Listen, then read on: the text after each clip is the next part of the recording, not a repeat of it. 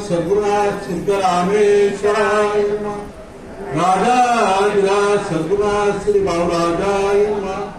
राजाधिराज सद्गुरुनाथ श्री काल सिद्धेश्वराय नमः।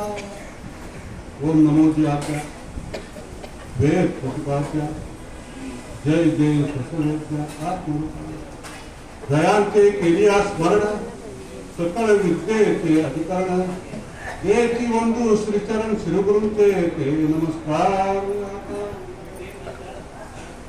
स्वामी महाराजांना वंदन करू सर्व भाविकांना माझा साष्टांग नमस्कार। आज मार्गशीर्ष पौर्णिमा आणि दत्त जयंती या निमित्ताने आपण या सत्संगामध्ये आपण संमेलित झालेलो आहोत।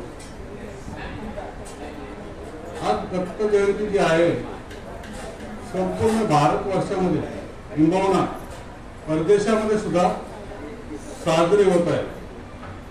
इतकं आपल्या जीवनामध्ये दत्तगुरूंचं महत्व आहे। महाराजांचा एक सुंदर अभंग आहे, तुकाराम महाराजांचा सुंदर अभंग आहे की न शिरसात तया माझे दंडवत टाकी झोळी पुढे स्वान नित्य जानवीचे स्नान माता शोभे जटा भार अंगी विभूती सुंदर शंख चक्रा गदा हाती पायी खडावा गर्जत तुका म्हणे दिगंबरा तया माझे नमस्कार इन शिरस्वाहात म्हणजे आताच आपण अभंग ऐकला गुरुर ब्रह्मा गुरुर विष्णू गुरुदेव महेश्वर ब्रह्मा विष्णू आणि महेश। ब्रह्म म्हणजे सृष्टी निर्माण करता म्हणून ब्रह्म, विष्णू पालन करता म्हणून विष्णू आणि महेश म्हणजे संहार करता म्हणून महेश। म्हणजे उत्पत्ती स्थिती आणि लय आपल्या जीवनामध्ये तेच आहे। आपण आपल्याला उत्पत्ती आहे, स्थिती आहे आणि नाश आहे। आध्यात्मिक दृष्ट्या जर विचार केला तर ब्रह्म म्हणजे ज्ञानाचा उगम, विष्णू म्हणजे ज्ञानाचं जतन आणि अज्ञानाचा नाश म्हणजे शंकर। म्हणजे उत्पत्ती स्थिती आणि लय आपल्या आयुष्यात सुद्धा असंच आहे। उत्पन्न होतो, आपण निर्माण होतो, आपण जीवन जगतो आणि मरून जातो नाही का। जन्म आणि मृत्यू याच्यामध्ये अंतर किती आहे? जर कोणी प्रश्न विचारला तर याच्यामध्ये अंतरच किती आहे? तर एका श्वासाचंच अंतर। श्वास बंद झाला की विषय संपला नाही का। आपण म्हणतो ना विषय संपला म्हणजे काय, राम बोलो बाय राम बोलो नाही का। राम जर नसेल तुका म्हणे राम एक विसरता श्रम। जर तुम्ही रामाला विसरला तर दुःखच आहे त्या जगामध्ये, दुःखच आहे, दुसरं काहीच नाही। आपल्याला म्हणजे बऱ्याच वेळेला तुम्ही दत्त जन्माची कथा ऐकलीच असेल, पण मी सांगतो तुम्हाला ऐकण्याचं पुण्य आणि मला बोलण्याचं किंवा सांगण्याचं पुण्य नाही का। कर्तमुनी आणि देवहूती यांची कन्या अनसूया। अनसूया म्हणजे असूया नसलेली। अनुसूया म्हणजे कर्तमुनींना 9 मुली झाल्या, 9वीचा भक्ती म्हणतात ना, आणि 10वा मुलगा झाला कपिल मुनी। म्हणजे जे सांख्य शास्त्राचे जनक आहेत, ज्याने आपल्या आईला उपदेश केला, म्हणजे देवहूती मातेला जो उपदेश केला ते सांख्यशास्त्र। आणि सांख्य म्हणजे 6 शास्त्र जे सांगितलेले आहेत, 6 शास्त्र म्हणजे पूर्वमीमांसा, उत्तर मीमांसा, सांख्यशास्त्र, न्यायशास्त्र, योगशास्त्र आणि वैशेषिक शास्त्र असे म्हणून 6 शास्त्र। त्यापैकी जो सांख्यशास्त्र सांगितलं ते कपिल मुनी। कपिल मुनीची बहीण अनसूया अनसूयांचं लग्न जे आहे ते अत्रि मुनीशी झालं. अत्रि मुनी म्हणजे त्याचा अर्थ की सगळ्यांची मैत्री ते अत्रि. अत्रि म्हणजे ज्यांनी कधी पिढ्या आणि मुंगीला सुद्धा दुखावलं नाही त्यांचं नाव अत्रि. आणि अनुसयाचं इतकं मोठं महात्म्य होतं की ती महान प्रतिव्रता, इतकी पतिव्रता, इतकं महात्म्य वाढलं होतं की त्या आश्रमाच्या विभागामध्ये किंवा त्या राज्यामध्ये दुष्काळ पडला होता. आणि त्या दुष्काळामध्ये अनुसयाचा आश्रम असल्यामुळे तिथे पाण्याची कमतरता राहिली नाही किंवा धान्याची टंचाई वाचली नाही.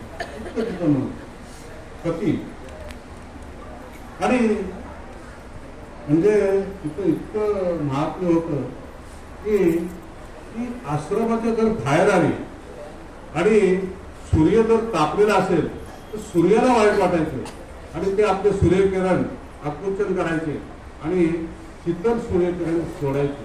इतकं तिथं महात्म्य. वारा जर आश्रमाच्या बाहेर आली, वारा जर वाहत असेल तर वारा सुद्धा घाबरत असेल, हळू मंद वारा. इतकं तिचं महात्म्य. कथा आहे म्हणजे त्रेता युगाची ज्या वेळेला प्रभू रामचंद्र, सीता आणि लक्ष्मण ज्या वेळेला वनवासात होते त्यावेळेला या अत्रि मुनींच्या आश्रमामध्ये गेले आणि अत्रि मुनींची पत्नी अनसूया सीतेबरोबर संपूर्ण रात्र गप्पा मारत होती. गप्पा म्हणजे नुसते गप्पा नव्हे हो, म्हणजे तिने जो वार्तालाप झाला, जे प्रतिवत्तेचं जे तिने ज्ञान सीतेला दिलं त्याची एक गीता तयार झाली, अनुसया गीता. आणि निघताना फार संक्षिप्त सांगतो, फार मोठी कथा, संक्षिप्त सांगतो कारण वेळ कमी आपल्याला. आणि निघताना सीताबाईला सौभाग्यवतीला कुंकू लावतो नाही का, कुंकू लावतात. सौभाग्यवतीला कुंकू लावते. तर तो कुंकू तिने लावला आणि तिला वस्त्र दिले, साडी टोळी. तिथपासून प्रथा पडल्या ओटी भरायचं म्हणतात ना, मी ओटी भरता ना, सुवासिनीची ओटी भरतात किंवा देवीकडे जातात त्या ओटी भरतात. प्रथा तिथपासून सुरुवात झाली. अनसूयापासूनच प्रथा सुरुवात झाली. त्रेतायुगाची गोष्ट. आणि इतकं तिथं महात्म्य. पुस्तकामध्ये त्या विभागामध्ये झळ पोचली नाही, इतकं तिथं महात्म्य. आणि कथा अशी आहे, फार उत्तम ही आपली संस्कृत सांगते. तुम्ही अनेक वेळा ऐकली पण असेल ती कथा. तिचं महात्म्य इतकं होतं की नारद मुनी होते महात्म्य. नारद मुनी ते आश्रममध्ये आले आणि ते देवलोकामध्ये गेले. देवलोक म्हणजे ब्रह्मलोक, कैलास लोक आणि वैकुंठ. वैकुंठमध्ये राहणारे विष्णू, कैलासामध्ये राहणारे शंकर आणि ब्रह्मलोकामध्ये राहणारे ब्रह्म. तर त्यांचं गेट टुगेदर होतं ब्रह्मलोकामध्ये. गेट टुगेदर म्हणजे सगळे आले होते. आपण कसं गेट टुगेदरला जातो तसं. आणि सगळी चर्चा चालली होती, विशेष करून स्त्रियांची चर्चा, पुरुषांची चर्चा. तिकडे पुरुषांची चर्चा रंगली असताना स्त्रियांच्या चर्चे जेव्हा चालू होते तेव्हा नारद मुनी नेमके तिथे गेले. देव माता ज्या होत्या, ब्रह्मांची पत्नी सावित्री आणि शंकराची पार्वती आणि विष्णूची लक्ष्मी, नाही का. त्याने प्रश्न तुम्ही नारद मुनीला विचारलं, तुम्ही संपूर्ण तेरलोक भ्रमण करता, सगळीकडे फिरता, मग ह्या तेरलोकामध्ये किंवा त्रिलोकामध्ये पतिव्रता किंवा सती कोण आहे? त्याने एकच नाव घेतलं आणि अनसूया. अनसूया सती आहे. इतकं महात्म्य कोणाच्याच नाही. आम्ही आमचे थोडे दिवस थांबत की तुमच्या पुढे जाईल. आजच्या संपूर्ण तेरलोकामध्ये तुमचं त्यांचं नाव होईल असं सांगितलं. काय असतं, मस्तर होतं. देव जरी असले की त्यांनाही मस्तर होतो. त्यांना मस्तर निर्माण झाला त्या पत्नीला. आणि मग त्यांनी सांगितलं की ह्या अनसूयाचं महात्म्य कसं कमी करता येईल. आपल्या पतीनं सांगितलं की आमच्यापेक्षा तिला पुढे जाता कामा नये, कारण ती जर पुढे गेली तर आमचं महत्व काय राहणार, काहीच राहणार नाही. म्हणून या देव लोकांना हे देवाने काय केलं, शंकर ब्रह्म विष्णू आणि महेश आणि काय केलं, एका संन्यासाचं रूप घेतलं, ब्राह्मणाचा वेश संन्यासाचं, आणि आश्रमाबाहेर गेले. आश्रमाबाहेर गेले आणि भिक्षा वाढायची, भिक्षा वाडा माई असं त्यांनी कोकणीच्या बाहेरून आवाज दिला. आता पूर्वी अशी प्रथा होती, आता तर कोण काय विचारत नाही. कोण आला तर संशय दृष्टीने आपण पाहतो आणि आता ते सगळं अतिथी देव भाव सगळं मावत चाललेलं आहे. आता विज्ञान इतकं पुढे गेलेलं आहे की ते सगळं आता मावत चाललेलं आहे. तर अतिथी आलेले आहेत आणि ते भिक्षा मागतायत म्हणून ते आले पुढे काहीतरी घेऊन आले. ते म्हणाले आम्हाला कशी भिक्षा नको आहे, आम्हाला फार भूक लागलेली आहे आणि आम्हाला आत्ताच म्हणाली मला मी स्वयंपाक करते तोपर्यंत तुम्ही आपल्या भाषेत सांगायचं तर फ्रेश होऊन या, म्हणजे आंघोळ वगैरे स्नान वगैरे करून या. असं नाही म्हणा, आम्ही सगळं करून आलेलं, आम्हाला आत्ताच्या आत्ता भूक लागलेली आहे, ती जेव्हा आम्हाला आत्ताच्या आत्ता भूक लागलेली आहे, आम्हाला आत्ताच्या आत्ताच जेवण वाढ. ती म्हणाले हे काय सामान्य याचक नाही आहे, आम्हाला आहे त्या स्थितीमध्ये भिक्षा व्हा. काय काय प्रवचनकार कीर्तनकार रंगून सांगतात तो भाग वेगळा आहे, पण त्यांनी असं सांगितलं की तू ज्या स्वरूपामध्ये तुझं जे स्वरूप आहे त्या स्वरूपामध्ये तू आम्हाला भिक्षा व्हा. म्हणजे वस्त्र रहित होऊन, वस्त्र म्हणजे काय हो नेमकं, आपण सुद्धा या देहाचंच वस्त्र नाही. वस्त्र जे आपलं आहे हे देहरूपी वस्त्र आपल्यावरती आहे, ते तर सगळं आत्मच आहे, दुसरं काहीच नाही, सगळं खोटं आहे. आत्म्याशिवाय या जगामध्ये काहीच नाही आहे, चैतन्याशिवाय दुसरं काहीच नाही, सगळं खोटं आहे, सगळं अशाश्वत आहे, काहीच नाही. आपण जिवंत आहेत ना तोच परमेश्वर, आपण जिवंत आहोत ना तोच अध्यात्म. तुम्हाला एक कथा सांगतो, त्या कथेवरून तुमच्या साधारण कुठे लक्षात येईल. जनक राजाचा दरबार चालला होता आणि त्या दरबारामध्ये मोठे मोठे ऋषी व्यासपीठावरती बसले होते आणि समोर सभा होती आणि त्या सभेमध्ये अष्टवक्र मुनीचे पिताश्री बसले होते व्यासपीठावरती. त्यांच्या घरी कोणतरी पाहुणा आला होता आणि म्हणून अष्टवक्र त्यांच्या आईने सांगितलं, अष्टवक्र मुनीच्या आईने सांगितलं की तुझ्या पिताश्रीने बोलू ना. म्हणून ते असे चालत होते. अष्टवक्राला शाप होता बरं का, त्याच्या पिताने दिला होता शाप त्या मुलीने की तू दोन ऐकत होता गर्भामध्ये असताना, म्हणून तो 8 ठिकाणी वाकडा वशील असा श्राप दिला आणि म्हणून तो 8 ठिकाणी वाकडा होता. आणि तो असा सभेच्या मधून असा चालत होता. म्हणजे 8 ठिकाणी वाकडा असणारा माणूस कसं चालू शकतो नाही का, इकडे इकडे असं चालू शकतो, असं तो चालत होता. म्हणजे आपल्या जे त्याकडे आपले पिता बसले होते, त्याचे वडील बसले होते, ते सांगायला जात होता. तो चालत होता. त्याच्याकडे बघून महाराज कधी कधी ही गोष्ट सांगायची बरं का. तर तो जोरजोराने हसायला लागलो, त्याच्याकडे बघून हसायला लागला. त्याने काय केलं, तोही हसायला लागला, जोरजोरात तोही हसायला लागला. जनक राजे म्हणाले की बाबा तुला हे सगळे बघून हसतात, पण तू का हसतोस. मी राजा ह्या करता आलो असतो की तू चांभार आहेस आणि तू चांभारांचा राजा आहेस आणि तू तांबड्याचा व्यापार करणार आहेस म्हणून हे असतो. काय बघा किती मार्मिक सांगितलं, किती याच्यामध्ये मार्मिक उत्तर आहे. आपण पण सगळे वरती तांदूळ धारण केलेले, याला आपण सजवतो नाही का, याला आपण काय काय लावायचं ते लावतो चांगलं दिसण्याकरता. आपण कधी चांगला असण्याकरता प्रयत्न करत नाही, पण चांगलं दिसण्याकरता.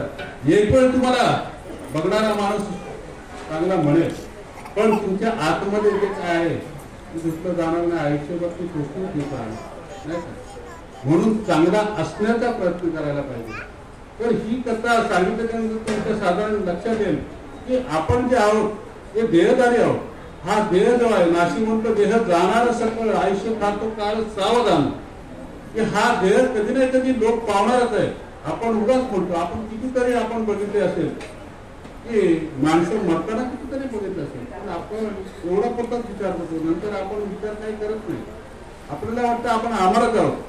ही कथेचं मानवी उत्तर तेच आहे की तू आम्हाला वस्त्ररहित होऊन जेवण वाढ, म्हणजे भोजन वाढ. याचा अर्थ आपला जो देह आहे तो नव्हे, तो मूळ स्वरूपात जेवण वाढ. विचार केला सामान्य याच्यात नाहीये. म्हणून आपल्या कमंडोलमध्ये अत्रि मुनींचं कीर्त होतं, कर्णाचं कीर्त होतं, ते त्यांच्यावरती शिपडलं आणि ते तात्काळ लहान बालक झालं. लहान बाळ म्हणजे निराधार निष्पाप असं त्यांना. जगाच्या मालकाला 3 आहेत तर जगाचे मालक होते बरं का. त्या 3 मालकाला लहान बालक व्हावं लागलं. इतकं अनुसयाचं महात्म्य आहे, इतकं तिचं महात्म्य की त्या जगाच्या मालकाला लहान व्हावं लागलं. म्हणजे आपल्याला सुद्धा लहान व्हायला पाहिजे, आपल्याला अहंकार सोडायला पाहिजे, आपल्याला जो आत्मधला जो मस्तर आहे ना तो सोडायला पाहिजे, आपण सुद्धा लहान व्हायला पाहिजे. हा त्याचा अर्थ. सोरपणा परासांगिती उत्पत्ती अवघी विसरायचे, जय जगात धाकुटे होईल काही जवळीक माझे. महाराज आपल्याला नेहमी सांगायचे की तुम्ही लहान व्हायला पाहिजे, अहंकार सोडायला पाहिजे. ते बालक झाले, लहान बालक झाले. आणि लहान बालक झाल्याच्या नंतर काय देवाची लीला. आणि तिला जो पाना फुटला आणि तो तिने स्तनपान केलं. अनसुयाने त्या 3 बालकांना स्तनपान केलं. काय माहितीये नंतर याचा अर्थ अग्नीला स्पर्श न केलेलं. याचा अर्थ म्हणजे पूर्वीच्या काळी बघा कंदमुळे वगैरे सगळे खात होते नाही का, त्याला अग्नीचा स्पर्शच नव्हता असा त्याचा अर्थ होता. आणि ते बालक लहान झाले आणि असे अत्रि मुनी आले. अत्रि मुनी काहीतरी बाहेर गेले होते अनुष्ठानाला, ते आले आणि पाण्यात मुलं झोपलेली असताना विचारलं. मग सगळं वृत्तांत अनुसायाने सांगितला की असं असं घडलेलं आहे म्हणून. आणि मग 6 महिने गेले. असं बघता बघता 6 महिने गेले. मग त्या 3 ज्या देव पत्न्या होत्या त्यांना चिंता लागली की आपले पती गेलेले ते अजून आले नाही, 6 महिने झाले तरी आले नाही.